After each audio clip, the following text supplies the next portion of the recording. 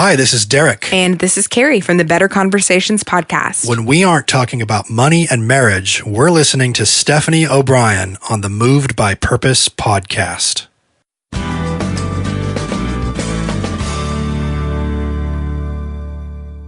After a couple years of kind of diving into what I wanted to do, I realized that there was a unique market that wasn't being touched, which was why not bring a creative musical opportunity through the arts to children who don't have any form of creative outlets like that outside of their day-to-day.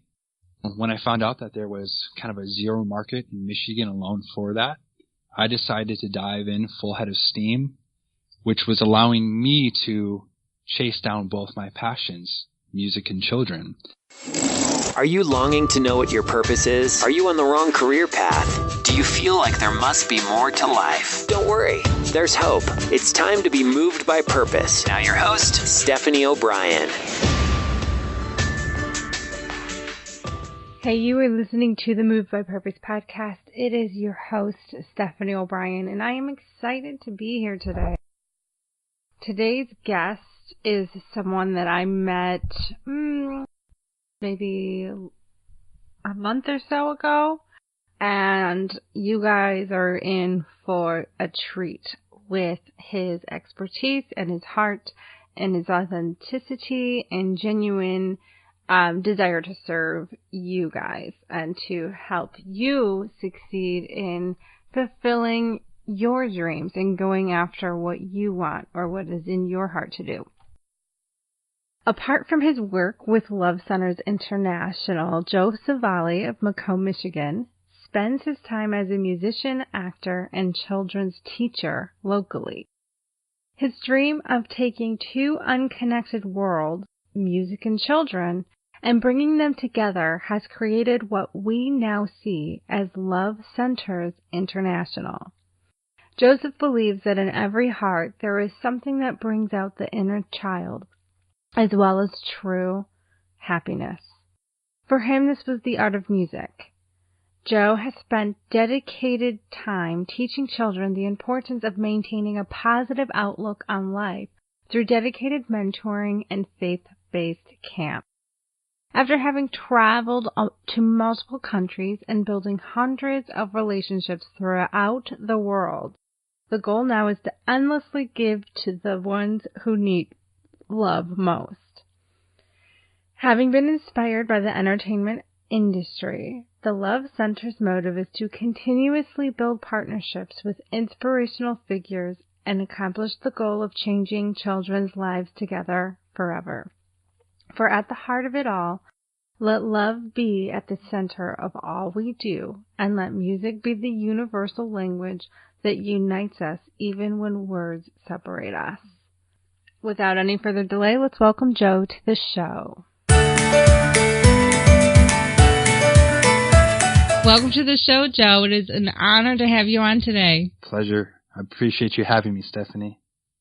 So I've gotten to know you through various meetings that we've had, and I know that you have just such a genuine and authentic heart to serve, but I would love for the audience to get to know you better, and I'd love for you to share your story about what were the things that happened in your life that led you to doing what you do today. Appreciate it. So I am a young 31-year-old entrepreneur who has started a few different businesses, but my primary focus being a local charity serving Southeast Michigan. And the short story kind of leading to why I do this is that at a young age of 18 years old, I was embedded in the music industry, loving everything about the entertainment industry, learning how to basically create a network of success through real-life experiences.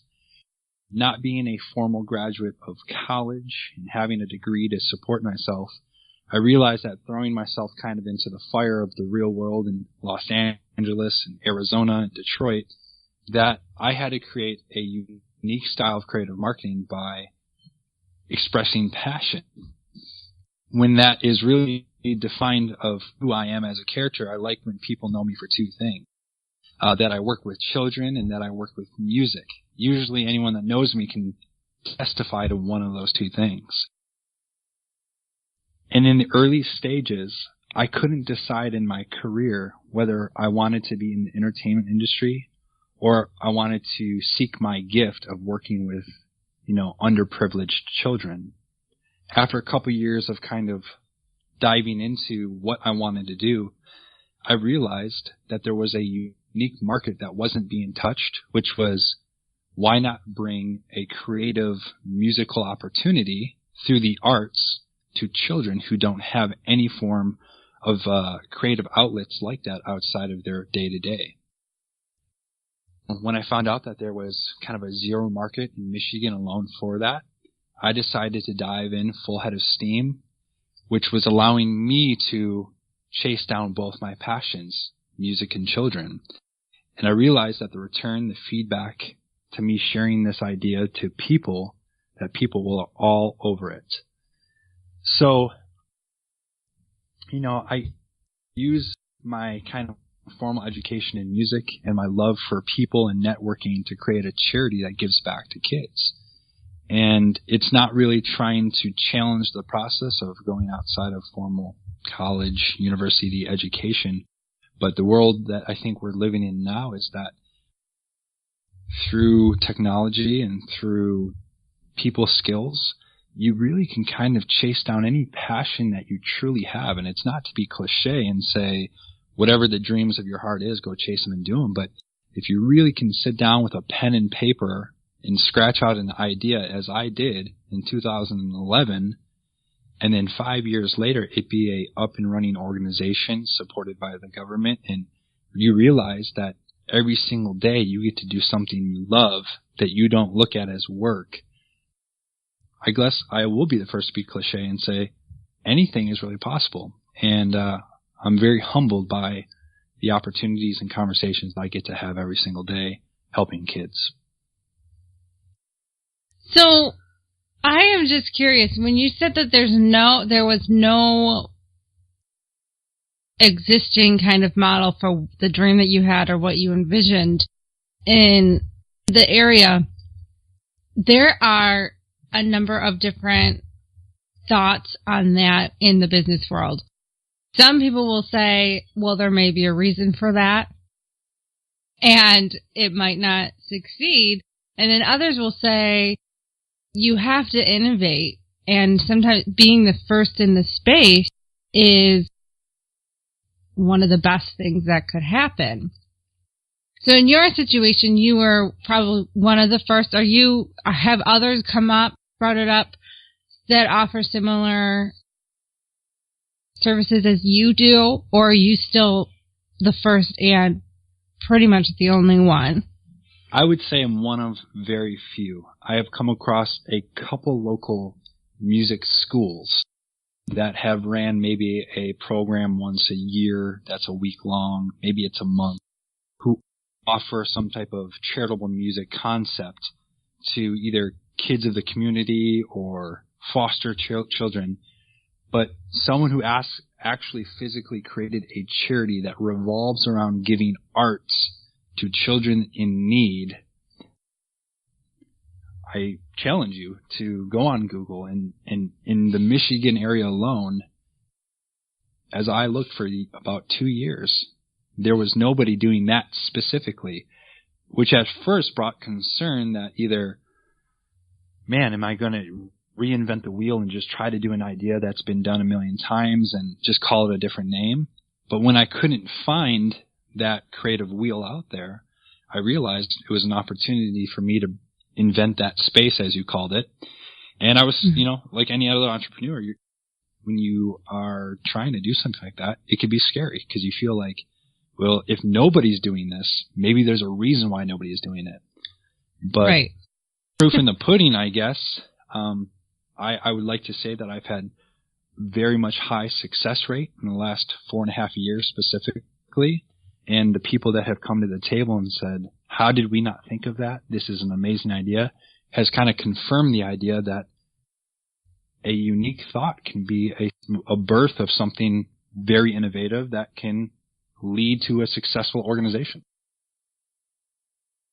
See, I love it because you're one of the first guests that I've had that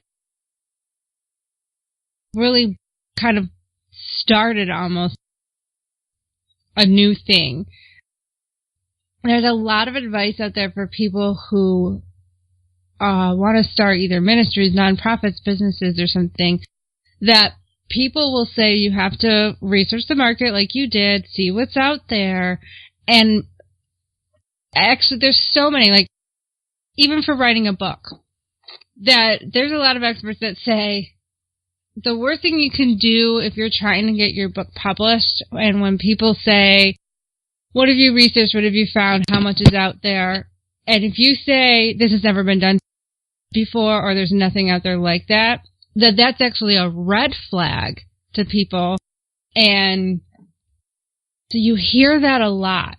So I am excited that you push through, because innovation has to start somewhere. And so I want to know, like, what were some of the struggles that you encountered? Because some people will look at what the other people are doing to help them see, one, how to differentiate themselves, two, maybe what the market is currently already accustomed to, and then how to kind of branch off from there. So I feel like sometimes having something that already exists is slightly helpful in creativity, where if it doesn't, I guess I suppose is there more risk with it, because Sure. you don't have anything to measure against and kind of taking a shot in the dark. Absolutely. So to answer that question, some of the biggest struggles at first were running a charity is pretty much starting a business. Whether you want to call it for-profit or non-profit, it's still a business model that needs to be set up with, tender loving care, just like anything else. If you don't have a process, a product, or the people in place, it's going to fail. I didn't try to challenge things that I did not know. Meaning, when you first start, there's paperwork, there's lawyers, and there's accountants and things that have to be submitted to the government. Those were things that were beyond my knowledge. Why? Because I'm a creative at heart. I operate better with creative ideas and marketing and advertising. I wasn't a black and white on paper type of person. But I realized that my first struggles were, gosh, I have an idea to start a charity, but I don't know where to begin. So I began to sit with accountants and lawyers and express my vision on paper with a business plan. The business plan was the start. It was getting people to believe in my idea, that realized that they would pro bono me work. Hey, we want to be your accountant, and we believe in your vision, and we're going to do everything for you, and we're not going to charge you. We want to help. Hey, Joe, we want to help you with your lawyer fees and getting your papers filed with the government. And a normal cost that would be pretty costly per hour for our services, we believe in your vision and we want to help. And I realized that this was the part where I didn't have to reinvent the wheel, that I went to the people who knew the industry best and could help me really set up the process, which is truly the foundation of it all. And going through those early pains, of starting a charity was a learning lesson times 10. Obviously, once we got our first approval that we were a 501c3, then became the true hard part. Now I need to go find some children to work with. And I remember working with my very first underprivileged child, and then going to a speaking event 3 days later in front of 45 business people and saying, here's my vision, here's my mission, I want you to partner with my idea for the next 12 months. And hands went up all over the area, and people asking me, how many kids are you working with? How large is your organization? How much are you funded by? We're working with one kid, we have $0, and we just started 2 months ago. That is the biggest struggle for any business owner, because you could either diminish your confidence very quickly, or you can thrive in that environment and say, won't this be the story that you guys want to remember? When we were working with one kid as a brand new organization, and you guys helped build an organization from, one child to 1,000 or $1,000 to $100,000. And that is the environment that could either eat and swallow up a business professional with an idea very quickly, or with the right people in place, you can challenge yourself and the people around you to jump in that success train and kind of ride it into town. And I challenged myself to be the latter of that. And here we are 4 years later, doing some pretty miraculous things that sometimes even I can't believe where we have gone in 4 years. That's amazing. And you're so right with the beginning when you're asked those questions, and then you have to be transparent about the numbers. And I remember when I talked about my vision and what I did, and then people are, well, who have you worked with? Where are your testimonials and all this stuff? I'm like, I don't have a master client list, and and that is challenging to navigate. And that's actually a common question that people ask me is, man, these are the questions I'm getting, and I don't know how to navigate these answers. And I'm like, everyone started somewhere. Mm-hmm. You are going to find people that believe in you enough to take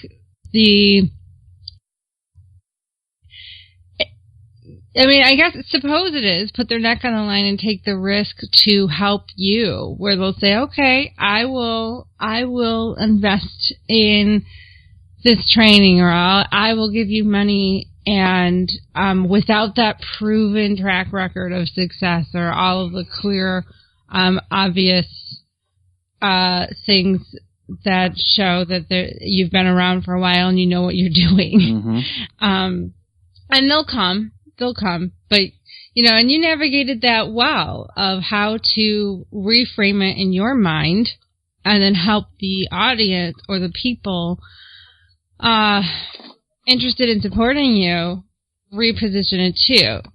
Because the first thing, I think it's human nature that the first thing people will think is, if you say you're just starting off or you don't have that much, is, well, how do I know that the money I'm giving you is going to be used wisely and responsibly? Mm-hmm.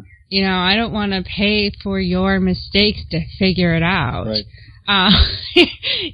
And so, and that probably is what goes through people's head, but you've got to learn how to, move them away from looking at the risk and the fear into, but what about the victory? More people have to get reached. I'd love to reach more than one child. Look at how many more we could reach. And, that's how you positioned it. And, if you're for profit, you can do the same thing. Correct. So. All right. One thing that really made me want to have you on as a guest, other than just your heart to serve and your expertise in business, and even if it's a nonprofit and a charity, it's still, like you said, it's still business. And was that you are very good at networking. And I'm curious, how important has networking played in the success of just your career overall, and then in Love Centers International? Sure. Great question. Something I love speaking about. I feel like I can kind of say that I have built an official career off becoming a professional networker. And I think I've been doing it for about 8 years. At the current moment, I'm the president of one networking chapter in one of Metro Detroit cities, and then I'm an executive director of another networking group that is specified for direct business ownership. each group having its own, diversity of professionals and different elements of networking that help business. But for me, it was really thinking about having a sales team of people that weren't considered my employees. I figured that if I came up with an idea and I embedded myself into a networking group or couple or several, the more people that on a weekly basis heard what I was doing and what I was striving to reach was conversations that were being had without me being in the room, which basically means when they go to work, hey, we know this Joe guy. He does something with charity and music. That is a conversation starter that means more to the average business owner than probably most give credit to. When you can kind of create this identity for you as, oh yeah, I don't know much about them, but I heard his name is Joe and he does charity and it has something with music and kids. Well, there's 4 keyword bullet points that all work together that somebody can develop some type of idea of what I'm doing. It's enough for them to search me. It's enough for them to ask a question.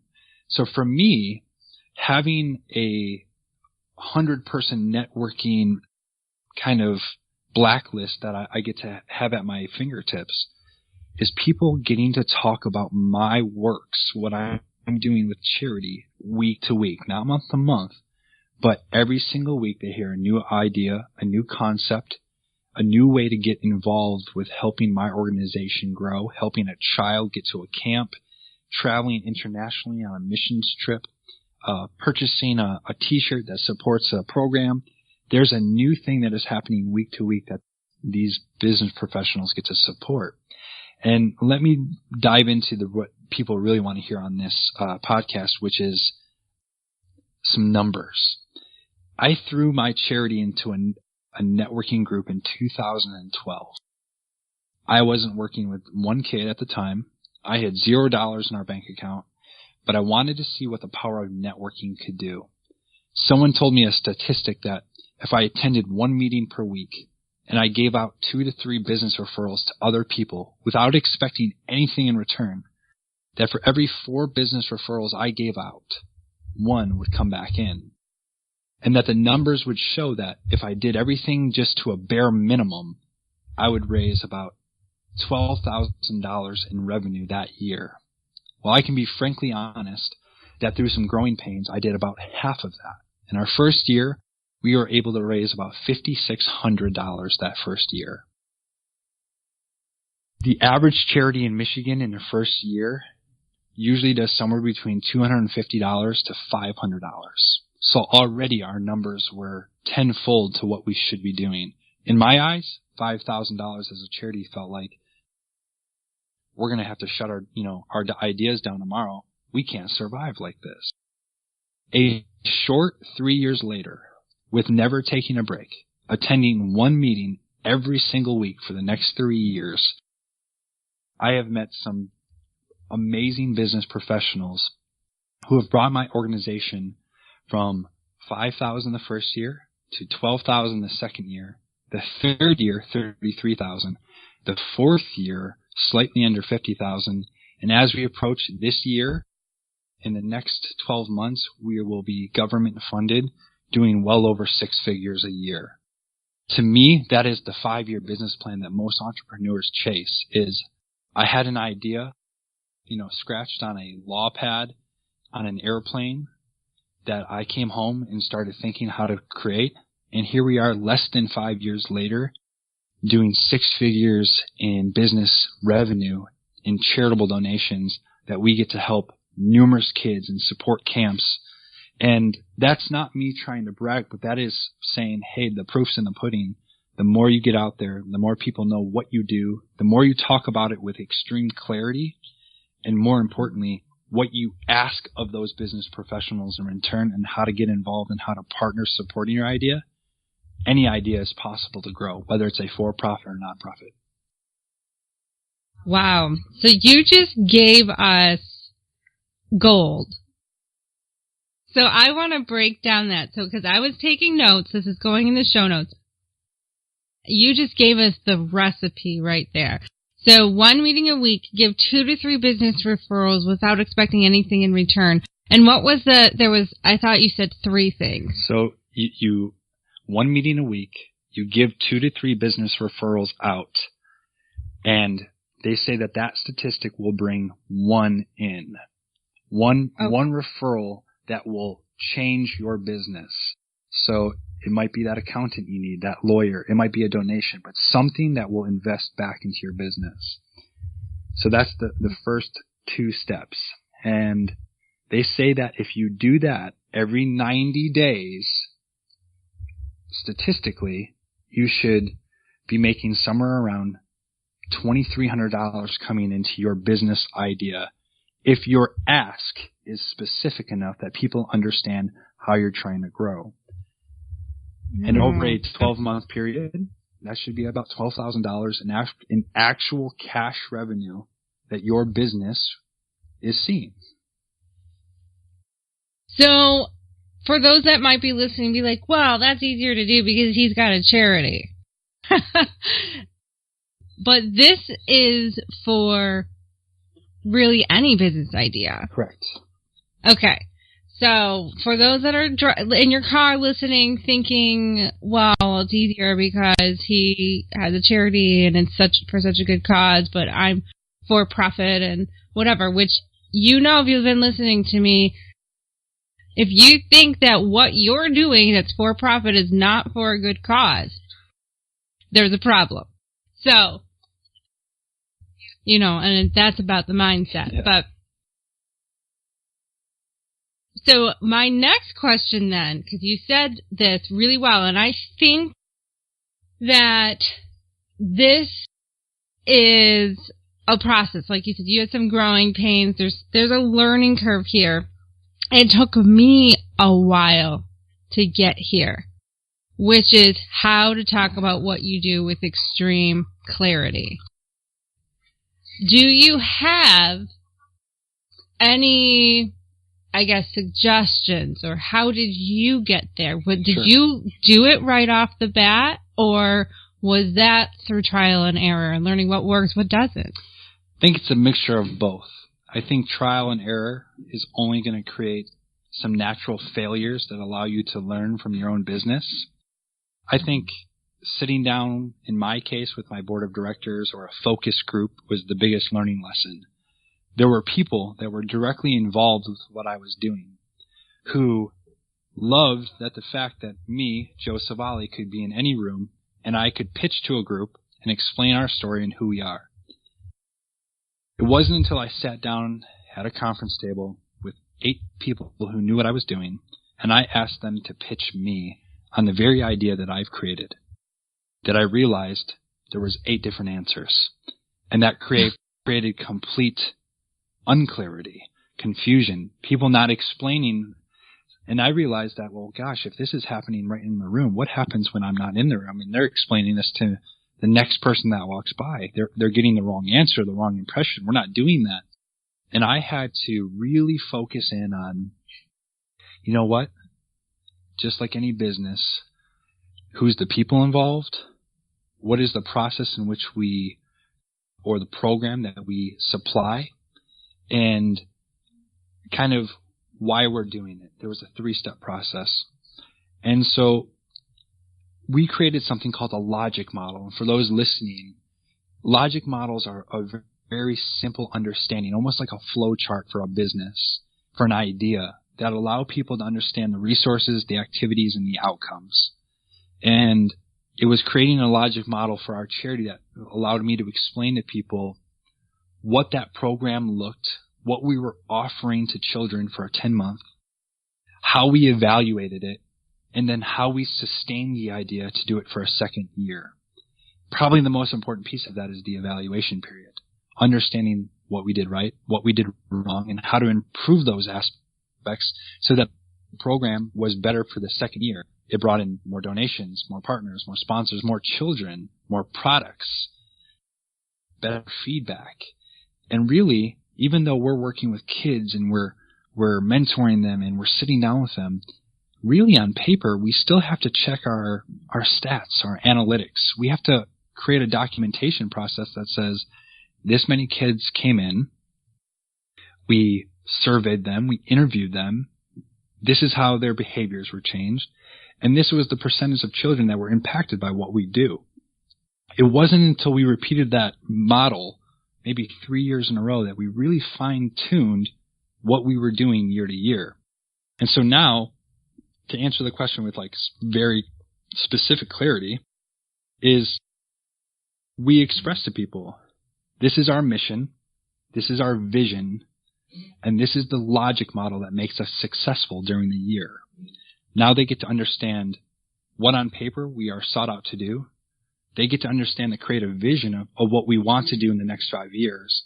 And then the logic model produces direct, specific stats of what we've done in the last 12 months and how those children were impacted. That's when people can look at you, and if there is confusion or questions, that's okay. But I would say those 3 steps eliminate about 90% of questions that they could ask if you're doing it right. So it's not this easy, just start talking. Yeah. Kind of process. You need to be very intentional about the words you use, what seems to resonate and stick with people. You didn't do it on your own, which is a key. You had a board or a focus group. I think a lot of people, because most of my listeners most likely are solopreneurs, where they may have a part-time assistant, but for the most part, they wear all the hats. And so they're used to having to come up with all of these things on their own. And that will give you decision-making fatigue. So I don't recommend doing that holding that long term. But even for me, I have mastermind groups. I have other coaches I work with. I do network. That's another value of networking, is that you build relationships with other people and then also learn from their expertise. And you can get feedback from other people. So not everyone has a board or focus group right away. But I do recommend that you find a group of advisors that you trust as close as possible or as quickly as possible to bounce ideas off. Yeah, and I think even with that, so people aren't intimidated, I mean, you could sit with your own parents, your best friend, someone that you really have a trust capacity with, and say, hey, I'm going to pitch my idea to you, my business plan or my concept. I'm going to do it 5 times. And every time you'll learn that you'll refine what works and what doesn't. And then really, you should flip roles and see if that parent or that friend or that trust person, if they can recite it back to you and they can understand it as well as you have it in your head, I think that's when you start to fine tune. All right, now I know how to speak about it. And going back on a question you asked me, I mean, yeah, passionate, creative people like me, we can talk a mile a minute. We can express our heart. We can get people on board that want to open up their checkbook and donate right away. Mm-hmm. But there's often times where a lot of the world, maybe 50% of it, the business executives and people that want to support you, they don't relate to you in that passionate way. They relate to you in black and white numbers. And if my program was on paper and they never got to see my face or hear my voice, does the program on paper make sense? Does it fluently express our mission, vision, and logic model? And does it give them a reason to write a check or jump on our website and donate or call me and say, how do I get involved? I have to realize that there's a 2-part fold to that. There's opportunities where passion makes sense, but then passion's not always the answer. Sometimes there are going to be people that respond to, hey, I like my T's crossed and my I's dotted. Let me see that all on paper, and let me see if you guys are official, you're authorized. Are you an active 501c3? We want to see everything A to Z that's logistic for me to have a comfortable decision to even just make a phone call to me to have that secondary conversation. And I think there's probably a lot of listeners out there that realize they fit one of two of those molds, that they'll say, yeah, I'm more the creative passion person. And great. You know what? Allow yourself to be that person. Get an executive director who excels in the opposite of you to help you with the things that you're not talented with. Some people might get offended with that, but I'm not the best at crunching numbers and sitting in front of a computer all day on Excel spreadsheets. So we have a person in place to do that. Why? Because that's their talent. That's their gift. And I realize when we come together that the balance of that equation is a better fit for success when I handle the part that I'm good at and allow the other professionals to handle what they're good at. I think that's how you start to create a successful plan moving ahead. Absolutely. And for those of you who have been listening to me for a while, you know how much I talk about the DISC, personality profiles, and what Joe just described was basically the two. You have the passionate creative types, the people-oriented, and then you have the task-oriented. So for, Joe, I am a very passionate, creative type. I love people and networking and persuading and inspiring with words. It comes naturally to me with speech and communication. But when it comes time to crunch numbers and to really think of processes and systems and, I can do it. But doing that all the time will deplete me of energy because that is not my strength. I will do it when I have to, and I need to be aware of numbers and things. You can't abdicate that.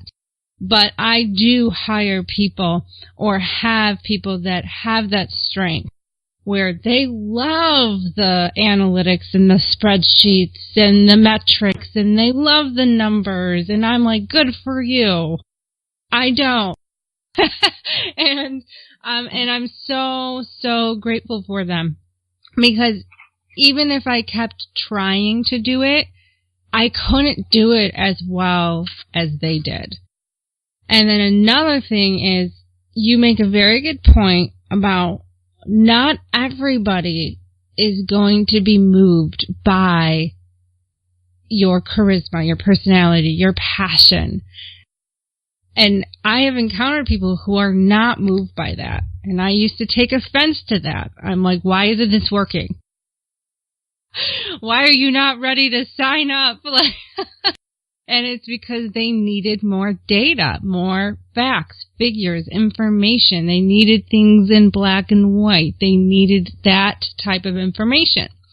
And so I had to get over myself and say, well, I don't want to do that and I don't have time for that, and maybe they're just not the right person to work with me. And I'm like, okay. Or I can stop being lazy and making it all about me and learn how to communicate with these types of people that are wired that way. Yeah. Because I'm leaving so many people out, and that's not fair to them. And I know there's power in knowing who your ideal client is or who your ideal partners are, and there is wisdom with that. But just because it's not your strength and it intimidates you and you don't feel like doing it, like, that's really not a good reason to not do it. Right. So that was one lesson I had to learn, is just how can I communicate? And ironically, most of my clients now have an opposite personality as me. And so I have learned how to motivate them and how to persuade them and how to communicate to their language. So that's important too in regards to networking, is learning how to work with people and understand how they're wired. But that's more in depth later, and you guys know about the DISC and how I recommend that. So you guys can visit my website if you want to check more about that. But you have given us, Joe, a great recipe for networking and how to be successful with it. Mm-hmm. My other question then is, are you strategic about where you go and who you get in front of? Great question. I'm going to answer that very openly. I'm going to say in my current phase where I'm at now, absolutely. Getting started, no. There's a reason for both. Let me start with the latter half. When you're first getting started, I believe that anyone that was going to give me an open ear, an opinion, look over my business plan, look over my idea, my website, whatever I was presenting at the time, was good advice. It allowed me to modify in those early stages. Obviously, I was sitting down with people that had some type of business knowledge or friendly advice. It could have been a best friend, but I wasn't sitting with, the person that's been sitting on the couch for 10 years and wouldn't give me logical advice. But at the time, those were all good inputs for me to take. Down the line, I have some larger goals. We've had some successes, some proven models. It's not that those opinions of those very first early people don't matter anymore. But where I used to ask the average small business owner or the mom and pop for a $100 donation here and a $50 assistance here or a gift card here, we've now advanced into being in front of corporations and business professionals and businesses who were going after larger checks, $5,000 and $10,000, because we're able to actually produce results out of that coming in. So I've had to modify who I'm in front of and how we're presented. Now, don't get me wrong. We're not saying that we're snobby in the sense that if somebody donated $25 today, that we wouldn't know what to do with that, or that we wouldn't accept it, or that that donation didn't matter. But I realized, we've all heard the saying, work smarter, not harder, that it's easier to spend my time a week, 2 weeks, maybe a month, getting myself in front of the right business, the right professional, the right person that allows me to generate a larger idea of success than it is for me to run around day to day, hour to hour, phone call to phone call, asking for all these little helps when really there's one person out there that can make that happen in twice the time. An overnight decision can get you help. You want the organizations to start sustaining itself and working for you instead of you having to run around, with your head cut off, exhausting yourself.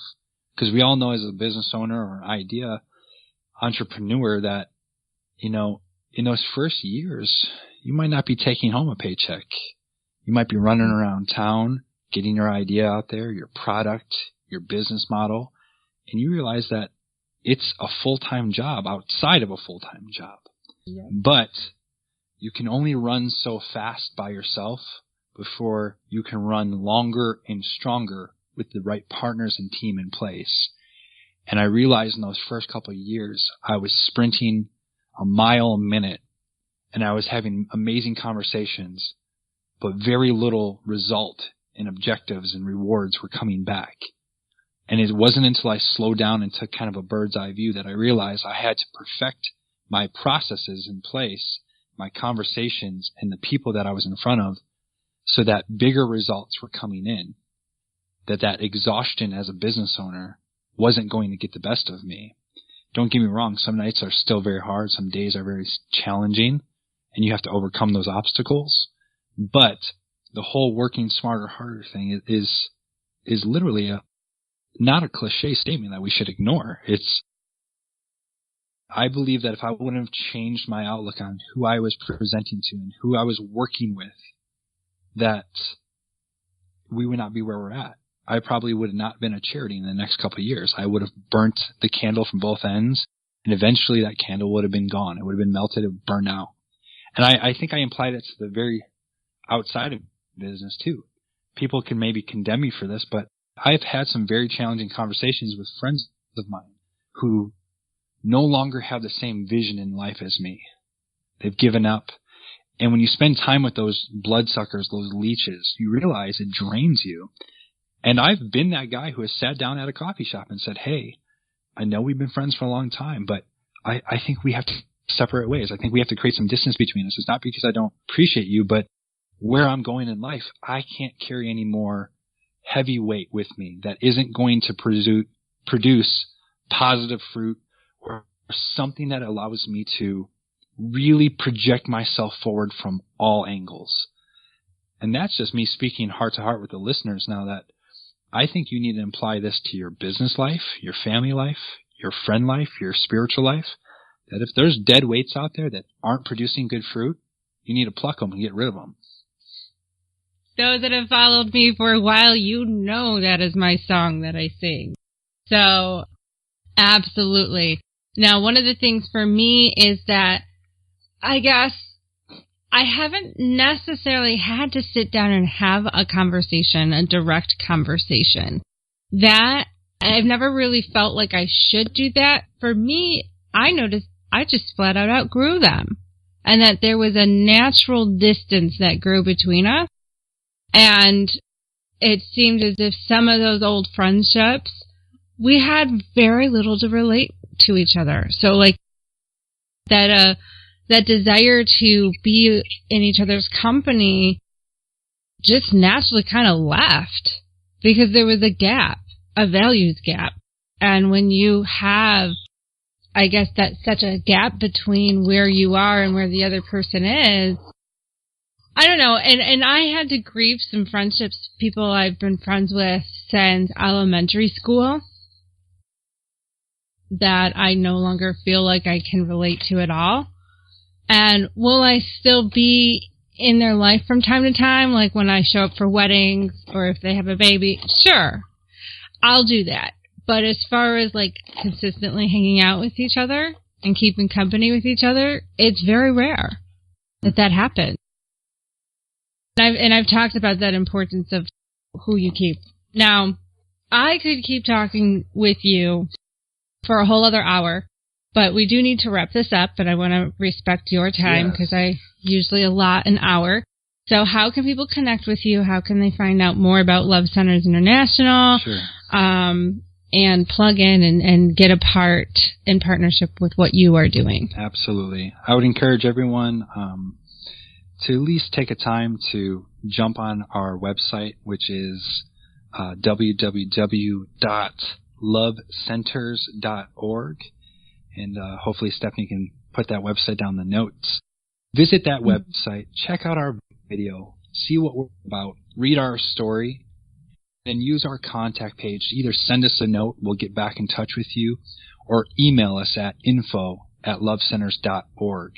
We would love just to hear your response to this podcast, how you want to get involved helping a foster care child or an underprivileged youth this year, attend a camp, donate an instrument, or get involved in our mentor program. There's a lot of opportunities involved to give back to a kid right in your backyard that you don't realize is hurting as much as they are, what they've been through, what they've been forced into at an early age.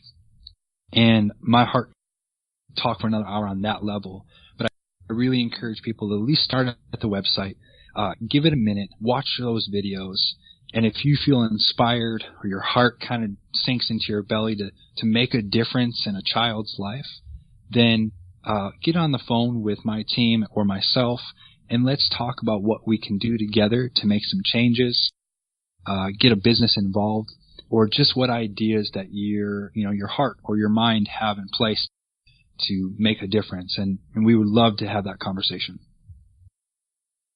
Awesome. Well, it was a pleasure talking to you, Joe, and thank you so much for sharing your expertise and being just so transparent and giving us strategies. This was a very valuable interview, and go check him out. Go, just do what you can to support Joe and what he is doing. Absolutely. I appreciate the time, Stephanie. I think moved by purpose is the exact words that people need to hear. When there's a purpose in place, people will respond, plans will succeed, and purpose is really the seed, that mustard seed that people have in their hearts. They just need to be taught and learned how to water them so that purpose can produce results. And I think your team of professionals and what you're doing is really making an impact on the community and business leaders and people's lives in whole. So we thank you for that. Thank you.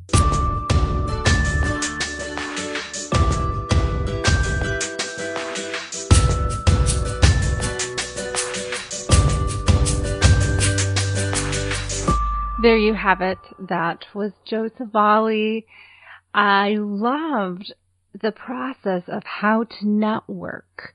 I love how he shares with you to go to a networking event once a week, or to make sure you are networking at least once a week and provide 2 to 3 business referrals. That is gold here.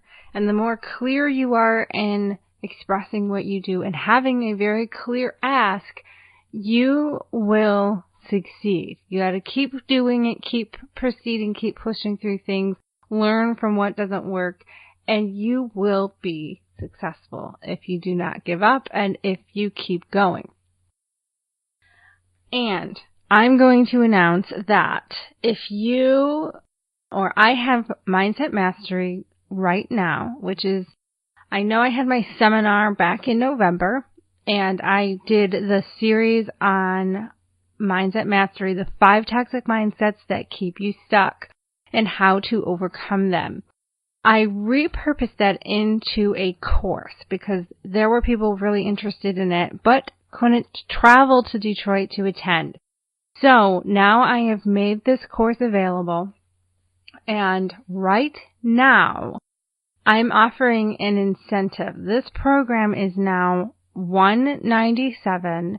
This will be a $497 program. You get it for $197, plus you get 6 months to my mastermind group, which is an $894 value, completely free, just for signing up and pre-ordering. So you get free group coaching for 6 months and a $500 product for only $197. This is a deal you do not want to miss. And this program will not be available for long. In fact, I'm only offering this price for a couple weeks until May 15th, and then the price will go up. As an added bonus, the proceeds, 10% of the proceeds of the products I sell to you guys will be going to Love Centers International, because I believe in philanthropy and I use my business as a channel to help more people. And so I don't think all of you guys realize that I do give 10% or more of the profit to causes and charities that I align with. And that's my vision. So realize that I have a one-to-many approach in business. So you get to help master your mindset. You invest in yourself. You finally get unstuck. If you keep thinking you have ideas, but then you never pull the trigger, or you move and progress, but then you start, everything falls apart, and you keep repeatedly finding that you are in this same pattern of behavior over and over and over again, or you know you can sell because you sell other people's products no problem, but you have a hard time selling your own. Or you have so many ideas that you go after all of them and can't seem to really focus and discipline yourself to focusing on only one. And you know it ruins the success of your business. Then Mindset Mastery is for you, because it helps break the toxic mindsets that may be going on and help you finally to stop self-sabotaging and to walk in the success and freedom you are meant to walk in, and finally profit and have a business. Look, I have applied this, and it was a game changer for me. And I've had many people start applying this 7-step process to break free to their breakthrough, and they have radically transformed their business. So this is a program that not only do you get to benefit from in that aspect, but then knowing that supporting this business also supports many other causes. So one to many. And then you yourself being helped goes, and the multiplication effect of that is unbelievable. So that's my one to many model that that Moved by Purpose is established on. So make sure you come on over to movedbypurpose.net. Check it out. Feel free to email me if you have any questions, and you will get that exclusive $197 rate just send us a contact. Send us Mindset Mastery in the contact. Let us know you're interested. We will give you a private link at that rate exclusively for you. And I'll talk to you all next week.